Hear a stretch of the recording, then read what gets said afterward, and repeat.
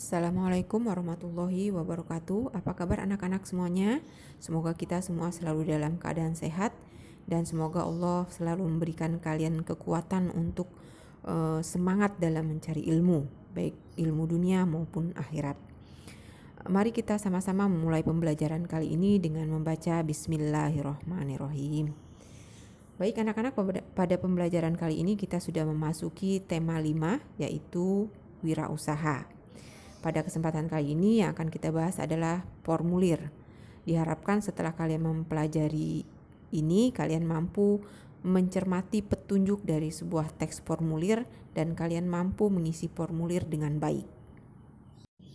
Pengertian dari formulir adalah sebuah kertas yang berisi beberapa pertanyaan formal yang harus diisi dengan sebenar-benarnya. Nah, pertanyaan formal itu diantaranya adalah nama, alamat, dan lain-lain. Selanjutnya itu harus diisi dengan sebenar-benarnya, tidak boleh berbohong.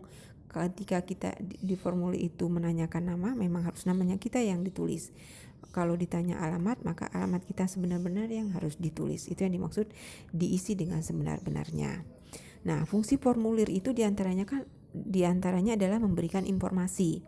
Karena dalam lembar kertas itu ada data yang harus kita isi. Ketika data itu diisi, maka itulah menjadi sebuah informasi yang dibutuhkan oleh lembaga atau sebuah instansi. Kemudian formulir itu juga berfungsi sebagai bukti fisik, gitu ya. Ketika contoh formulir pengisian untuk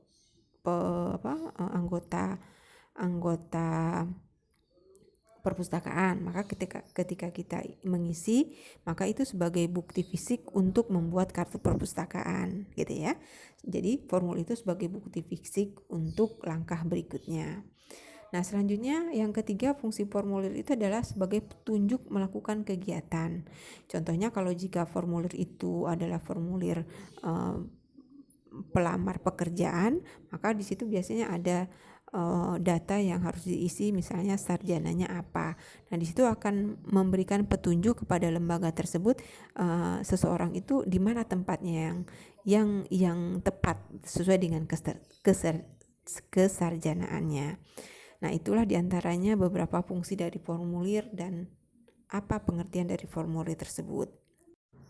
Macam-macam formulir diantaranya adalah formulir pendaftaran saat akan ikut kursus, ada formulir pendaftaran di sekolah ataupun kampus, ada formulir kartu anggota, ada formulir daftar riwayat hidup, ada formulir wesel pos, ada formulir kartu pos, ada juga formulir isian bank.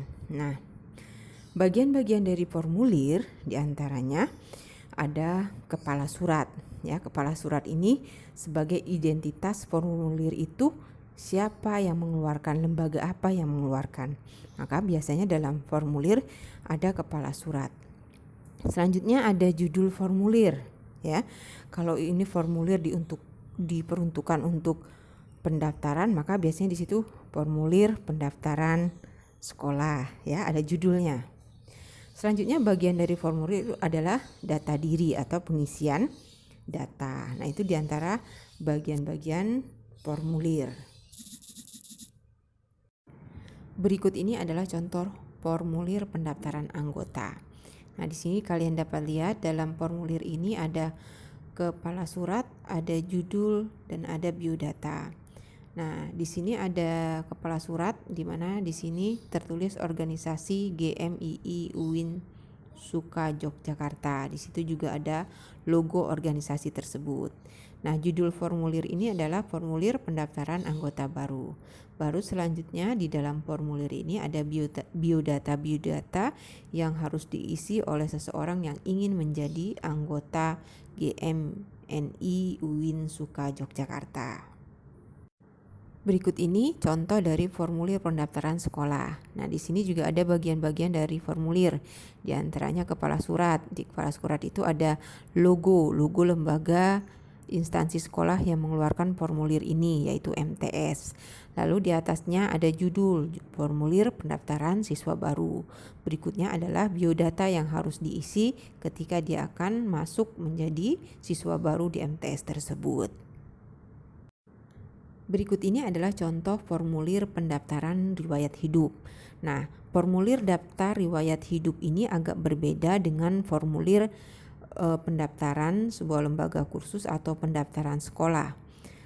Kalau formulir data riwayat hidup ini selain biodata yang harus diisi, juga ada beberapa data yang harus diisi mengenai riwayat hidup seseorang tersebut. Contohnya kalau dia akan melamar pekerjaan, maka di situ ada biodata lain yang harus diisi, yaitu pengalaman dia mengajar, pengalaman dia bekerja gitu ya, apakah dia pernah bekerja atau tidak, kalau dia pernah bekerja di mana gitu ya. Nah, itu daftar riwayat hidup diantaranya. Ada juga daftar riwayat pendidikannya gitu ya, pernah bersekolah di mana saja gitu, harus ditulis kalau dalam formulir daftar riwayat hidup. Jadi kalau dalam formulir daftar riwayat hidup ini ada penambahan, yaitu riwayat hidup singkat seseorang. Riwayat apa? Riwayat pekerjaannya bisa, riwayat pendidikannya, atau riwayat pernah dia kursus di mana atau mendapat penghargaan apa. Nah, jadi formulir daftar riwayat hidup ini lebih komplit dari formulir pendaftaran kursus atau formulir pendaftaran sekolah ya. Jadi formulir daftar riwayat hidup ini ada penambahan daftar riwayat hidup secara singkat. Riwayat apa?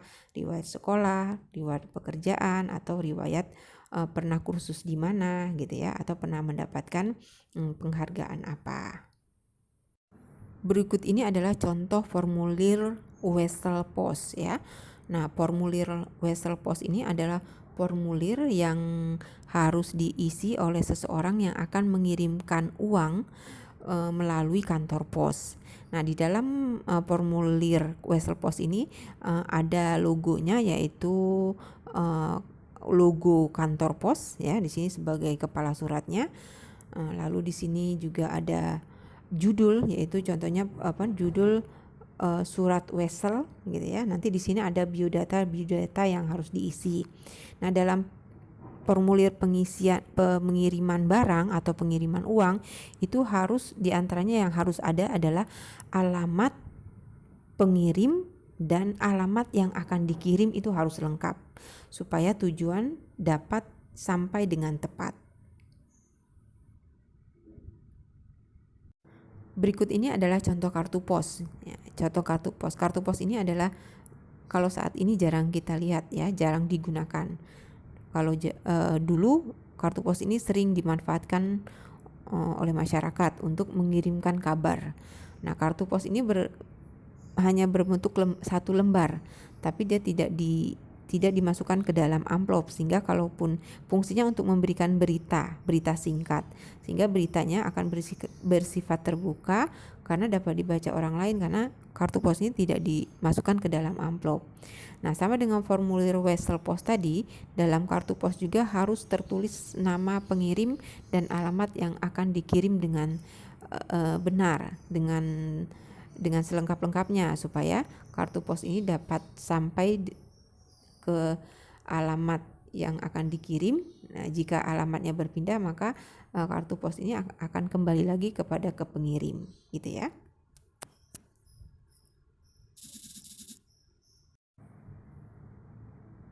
Berikut ini adalah formulir isian bank. Nah, biasanya kalau mau mengirimkan uang, maka kita harus mengisi formulir.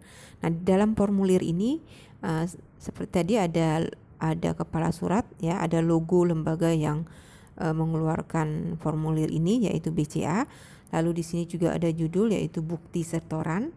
Nah, di dalam formulir isian bank ini atau bukti setoran ini, selain menulis data, juga alamat pengirim ya, alamat pengirim, nomor rekeningnya biasanya, dan alamat yang mengirim juga ada, sama seperti dalam Wesel Pos tadi. Nah, ditulis juga berapa jumlah uang yang akan dikirim, ya. Lalu di sini juga ada tanda tangan pengirim. Lalu di sini juga ada bukti penguatnya adalah tanda tangan pegawai banknya sebagai bukti orang yang diserahkan gitu ya. Nah, jadi dalam formulir pengisian uang ini ada biodata, ada data yang harus diisi, yaitu berapa jumlah uang yang dikirim selain biodata pengirim dan biodata yang orang yang akan dikirim ya. Nah, demikianlah contoh-contoh formulir dan demikian yang bisa Ibu sampaikan pembelajaran kali ini. Mudah-mudahan kalian dapat memahaminya dan menjadi ilmu yang bermanfaat. Berikutnya untuk memperkuat pemahaman kalian tentang formulir ini, silakan kalian mencoba mengisi formulir pada buku paket kalian halaman 11 dan 12. Kalian isi dengan biodata kalian dengan sebenar-benarnya, lalu kalian menjawab soal di halaman 13. Ini tugas untuk hari ini ya. Nanti setelah kalian selesai menulis biodata dan menjawab soal itu, lalu kalian foto dan kirim ke wali kelasnya masing-masing ya. Demikianlah yang bisa Ibu sampaikan pada kesempatan kali ini. Mari kita tutup pembelajaran kali ini dengan sama-sama mengucapkan alhamdulillahirabbil alamin. Wabillahi taufiq wal hidayah. Wassalamualaikum warahmatullahi wabarakatuh.